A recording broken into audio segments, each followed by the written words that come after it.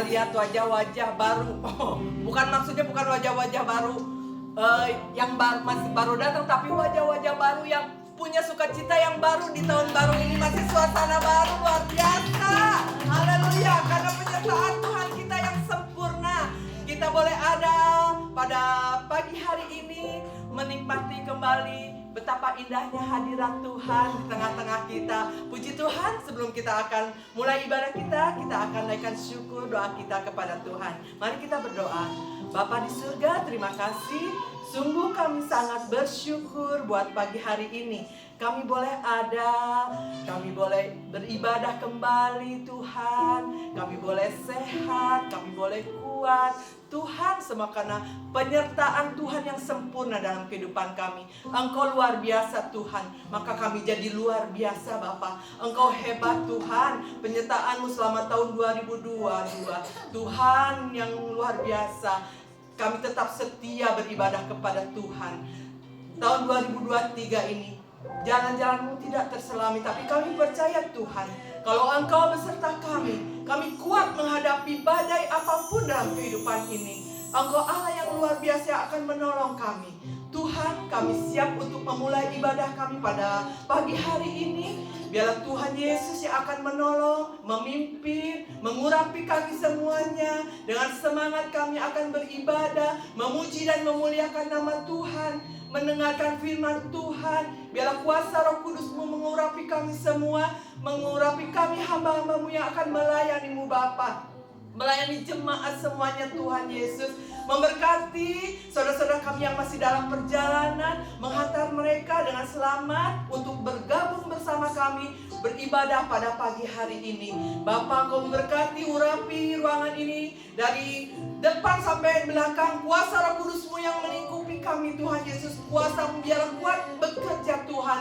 Biar kami rasakan, biar kami nikmati beribadah dalam Engkau Tuhan Yesus. Biar saat kami pulang kami berbeda Tuhan, dengan mujizat yang baru, dengan kekuatan yang baru. Yang sakit Tuhan sembuhkan, yang lemah Tuhan kuatkan. Dan kami percaya Tuhan Allah yang luar biasa memberkati ibadah kami pada pagi hari ini.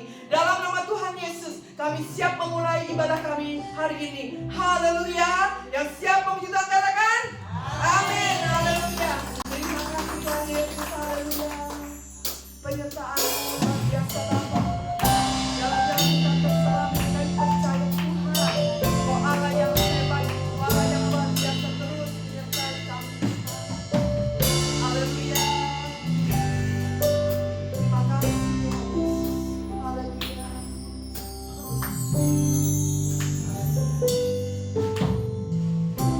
Jalanmu tak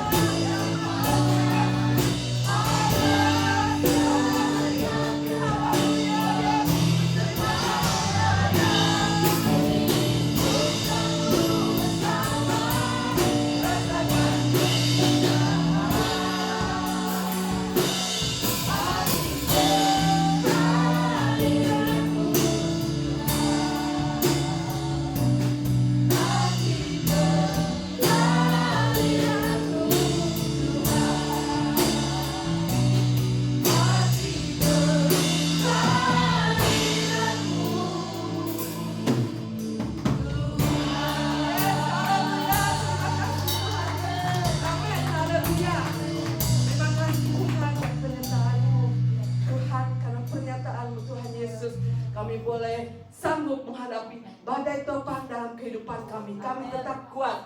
Haleluya. Yes, amin. Haleluya. Kita sanggup menghadapi badai apapun dalam kehidupan kita. Dan Tuhan itu membantu kita. Tuhan melindungi kita. Amin. Haleluya. Yes, terima kasih Tuhan.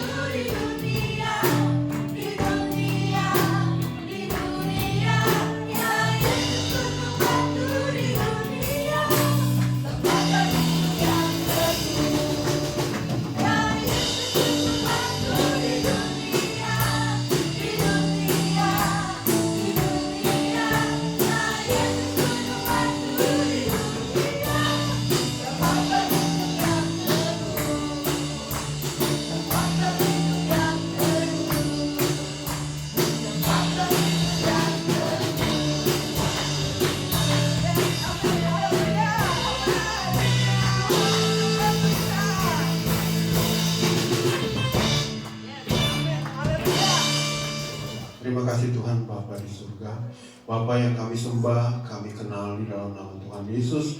Saat ini kami bersyukur kepada-Mu Tuhan, sebab Engkau memberikan kami kesempatan boleh ada di tempat ini untuk memuji, memuliakan nama Tuhan, menyenangkan hati Tuhan. Karena Dia Tuhan datanglah bagi kami saat ini lewat firman Tuhan. Tuhan menolong kami, memberkati kami dengan menyadarkan kami lewat bimbingan firman Tuhan, supaya Tuhan kehidupan kami selanjutnya kami boleh berjalan sesuai dengan kehendak Tuhan. Terima kasih Tuhan Yesus. Saat ini kami akan mendengar firman Tuhan. Tuhan menyertai kami, Roh Kudus boleh menerangkan firman dalam kehidupan kami, supaya kami benar-benar akan diselamatkan oleh Tuhan lewat firman. Kami siap dengan firman Tuhan. Kami bersyukur di dalam nama Tuhan Yesus Kristus. Amin. Firman Tuhan pada saat ini saya beri tema kesenangan Tuhan. atau kesenangan Allah. Ya, jadi saya mengambil dasar Alkitab atau dasar firman Tuhan saat ini di kitab Mazmur 33 ayat 5. Kita boleh buka sama-sama Mazmur 33 ayat 5. Untuk menghormati firman Tuhan, saya undang kita semua berdiri menghormati pembacaan awal firman Tuhan. Mazmur 33 ayat 5 saya akan bacakan. Ia senang kepada keadilan dan hukum. Bumi penuh dengan kasih setia Tuhan. Puji Tuhan, silakan dulu. Soal menyenangkan Tuhan, ya, itu memang sebenarnya pekerjaan kita. Atau sebagai umat Tuhan, kita harus menyenangkan Tuhan. Kenapa harus menyenangkan Tuhan, itu sekalian?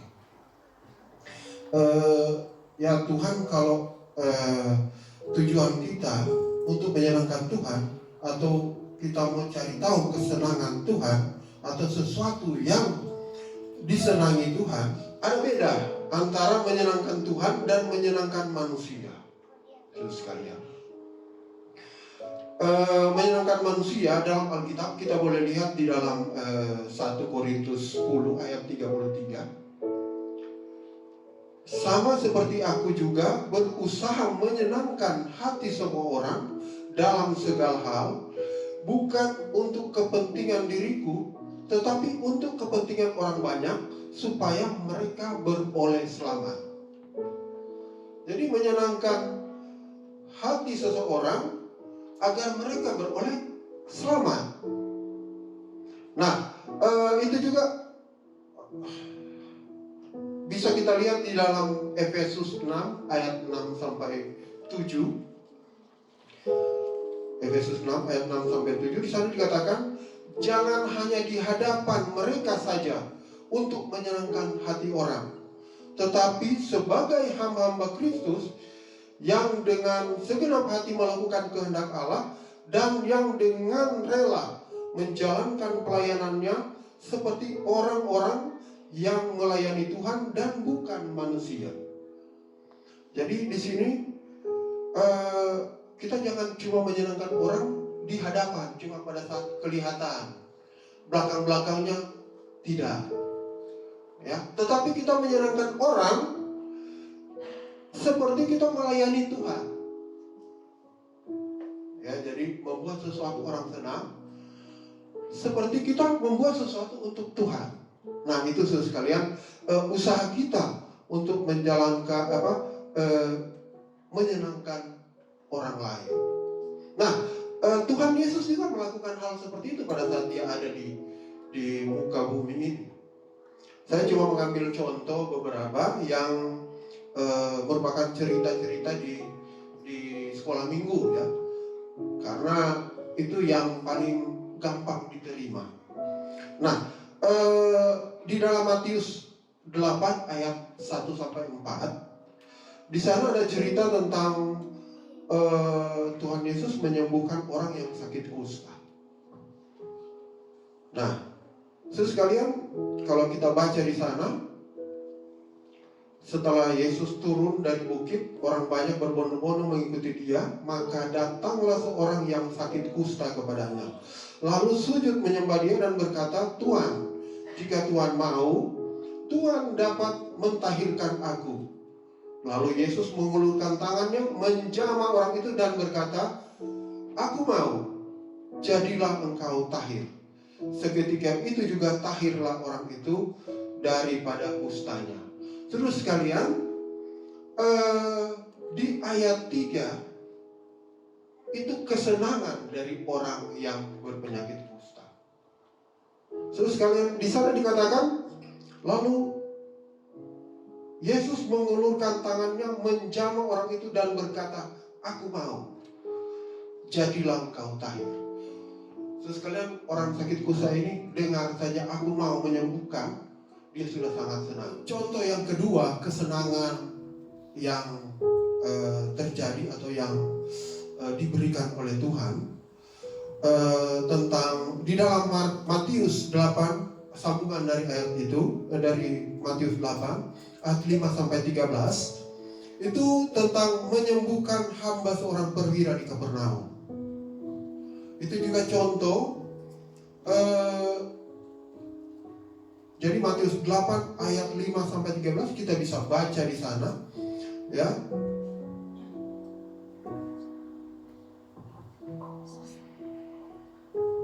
Ketika Yesus masuk ke Kapernaum, datanglah seorang perwira mendapatkan dia dan memohon kepadanya, "Tuan, hambaku terbaring di rumah karena sakit, lumpuh, dan ia sangat menderita." Yesus berkata kepadanya, "Aku akan datang menyembuhkannya," dan seterusnya. Sekalian kita bisa baca. Yang saya ingin sampaikan di sini, pada saat Yesus berkata, "Aku akan datang menyembuhkannya," perwira itu langsung merasa senang. Banyak hal yang bisa kita lihat di dalam Alkitab yang akan mengarahkan kita bagaimana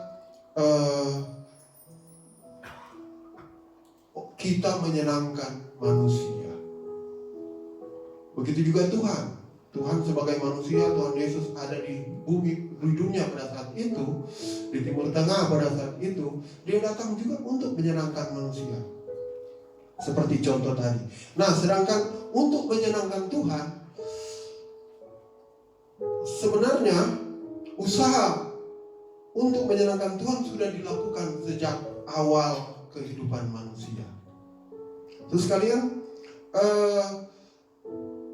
manusia menyenangkan Tuhan, salah satu yang dia buat adalah memberi korban kepada Tuhan atau membakar korban buat Tuhan.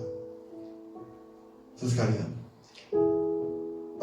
korban pertama adalah korban yang dipersembahkan oleh Kain dan Habil. Dan di sana saudara sekalian, Tuhan melihat bukan korbannya, tetapi hatinya. Kita bisa belajar itu dalam Kejadian 4, ya. Dalam Kejadian 4. Sehingga kita bertanya-tanya, kenapa persembahan Habil saja yang diterima? Di situ kita boleh pelajari, saudara sekalian, kenapa cuma persembahan Habil yang diterima membuat Kain sakit hati? Kenapa persembahanku tidak diterima? Kalau di dalam gambar-gambar Alkitab, persembahan Habil asapnya lurus, ya.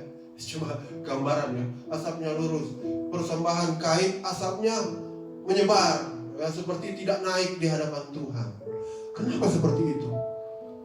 Karena hati Habil pada saat memberikan persembahan, dia memberikan dengan segala ketulusan. Terus kalian, segala ketulusan.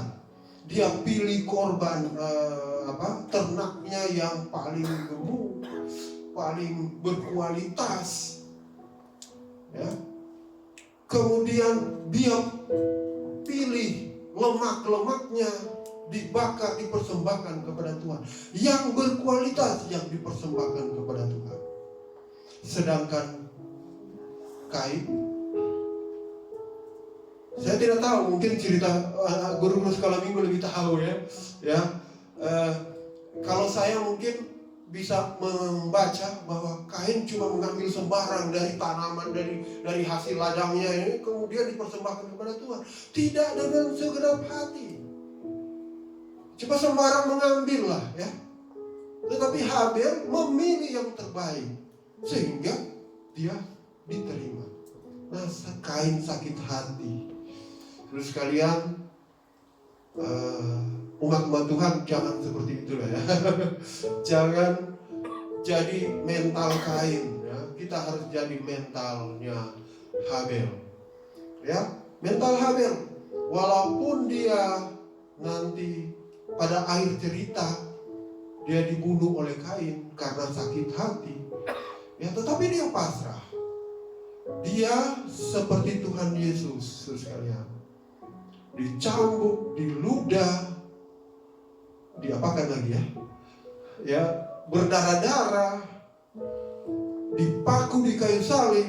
Wah, saya nggak bisa membayangkan, menggambarkan pada saat Tuhan Yesus dipaku di kayu salib. Bagaimana ya orang kena paku saja di dinding waktu kita salah mendekorasi saja sakit.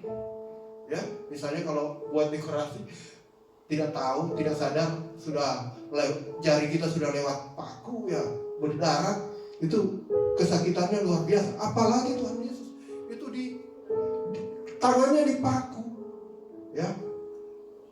Saya tidak bisa membayangkan bagaimana ya. Wow, pada saat dipaku, pakunya juga besar begitu. Kalau kita lihat filmnya Tuhan Yesus, kiri kanan dipaku, kemudian kaki disusun, kemudian dipaku lagi dengan paku yang sekian panjang. Terus kalian, penderitaan itu, tetapi penderitaan itu adalah kesempurnaan misi Tuhan Yesus. Jadi dalam hal ini kita boleh mengerti bahwa untuk menyenangkan Tuhan, kita harus sepenuh hati melakukan misi keselamatan, ya, seperti Tuhan Yesus. Kita berusaha untuk diselamatkan, dan Tuhan Yesus sudah membuat teladan, membuat jalan untuk kita ikuti. Mungkin di sini Tuhan Yesus bilang, biar saja saya yang mengalami kesakitan yang seperti itu. Jangan sampai umat-umatku. Tetapi umat-umat Tuhan juga jangan lari kalau ada masalah. Sebab memang kita tidak dibentuk untuk lari dari masalah. Justru masalah itu akan membentuk kita setia dan sangat setia kepada Tuhan sampai Tuhan datang. Terus kalian, kalau kita dilihat setia sampai Dia datang, kita tidak perlu berpikir lain. Tempat kita sudah ada di surga. Cuma kesetiaan itu saja, kesempurnaan yang Tuhan contohkan itu saja. Memang di dalamnya ada penderitaan, di dalamnya ada kesusahan, di dalamnya ada macam-macam halangan, cobaan, rintangan. Terus kalian, apalagi kalau pengusaha-pengusaha, mungkin ada jungkir balik, di gulung tikar dan seterusnya di dalam usaha. Tetapi jangan meninggalkan Tuhan. Terus kalian, kesempurnaan hidup kita dari situ. Dari Tuhan melihat kita, kualitas kita itu dari bagaimana kita menghadapi persoalan hidup, bagaimana kita menghadapi halangan-halangan selagi kita masih ada di dunia ini. Karena itu, saudara sekalian, untuk menyenangkan Tuhan, ya, jangan kita membuat pengorbanan Tuhan itu percuma. Jangan kita membuat salib Tuhan itu percuma. Tuhan cuma disalibkan satu kali. Tidak ada keselamatan lain selain Tuhan Yesus. Tidak ada pintu yang lain yang kita mau lewati pada saat kita masuk surga selain Tuhan Yesus. Tidak ada yang lain. Mau cari di mana tidak didapati. Mau naik ke gunung-gunung, mau menyelam ke dalam lautan, kita tidak akan mendapati keselamatan yang lain. Cuma ada di dalam Tuhan Yesus. Terus sekalian, saya yakin banyak hal yang akan mengajarkan kita untuk setia kepada Tuhan, untuk bisa menyenangkan Tuhan. Nah, jadi memang tugas kita untuk memang mencari tahu apa maksud Tuhan. Karena itu Tuhan suruh kita untuk belajar firman Tuhan, untuk membaca firman Tuhan, untuk mendengarkan khotbah. Apa saja khotbah yang kita dengarkan, baik mungkin di atas mimbar, di televisi, di HP. Itu kalau kita memang berhadapan dengan itu sudah menjadi kehendak Tuhan untuk menjadi garis jalan-jalan kita. Ya. Jadi sekalian, saya yakin Tuhan akan membentuk kita dan kita tidak usah takut menghadapi dunia ini. Kita santai saja menghadapi dunia ini. Karena kita merasa bahwa kita punya jaminan, kita punya Tuhan yang menjaminkan keselamatan bagi kita.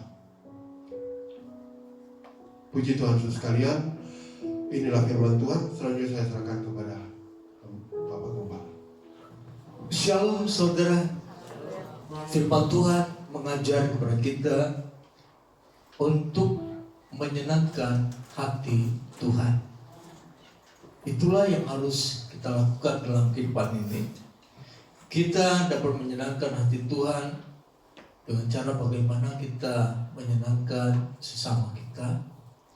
Kita bisa menyenangkan hati Tuhan dengan cara kita rajin berdoa, rajin baca Alkitab, setia menyembah Tuhan, melakukan pekerjaan Tuhan, tugas-tugas apa yang Tuhan berikan kepada kita lakukan.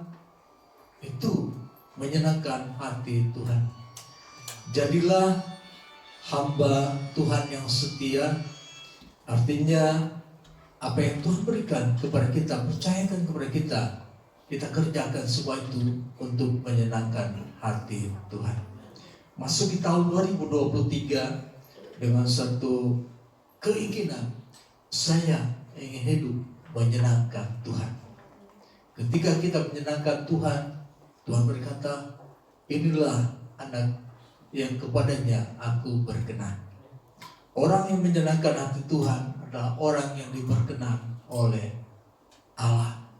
Seperti Yesus, Allah berkata, inilah anakku yang kukasihi, kepadanya lah aku berkenan. Kenapa? Yesus melakukan perintah Tuhan. Dia harus mati, menebus segala dosa, kesalahan manusia, supaya yang percaya kepadanya tidak binasa, melainkan beroleh hidup yang kekal. Mari, hiduplah terus dengan menyenangkan hati Tuhan. Puji Tuhan, mari kita bangkit berdiri. Kita menyanyikan pujian, kami memuji kebesaran-Mu. Suatu firman yang merupakan kebesaran Allah telah dinyatakan dalam kehidupan kita semua. Haleluya. Haleluya. Haleluya. Amin.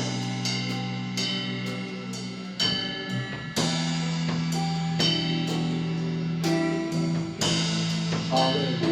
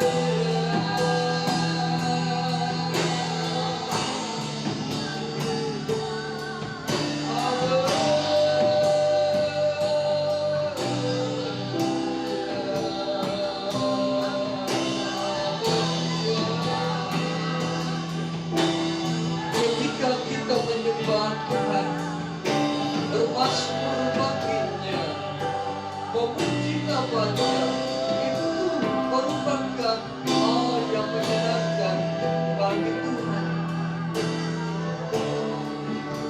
Haleluya.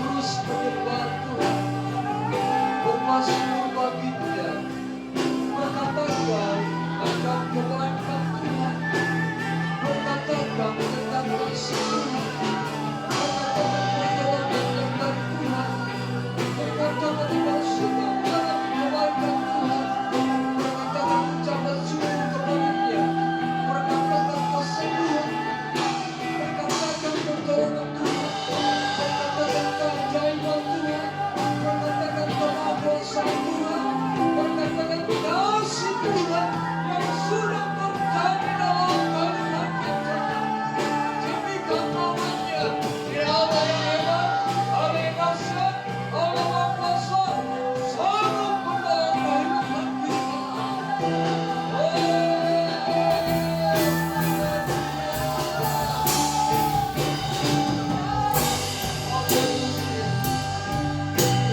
Senangkan Dia lewat hidup, senangkan Dia lewat kehidupan, senangkan Dia lewat kehidupan yang sesuai dengan firman Tuhan. Dalam kita berkeluarga sesuai dengan firman Tuhan, dalam perjalanan sesuai dengan firman Tuhan, bermasyarakat sesuai dengan firman Tuhan.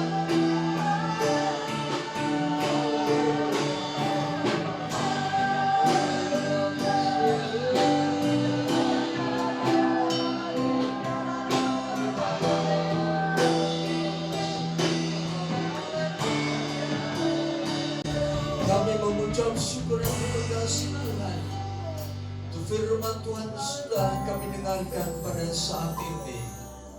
Biarlah Roh Kudus yang akan terus menolong kami, agar kami tidak hanya mendengar firman Tuhan, tetapi melakukan firman Tuhan, di mana kami terpanggil dan dipanggil untuk menjadi umat Tuhan yang menyenangkan hati Tuhan.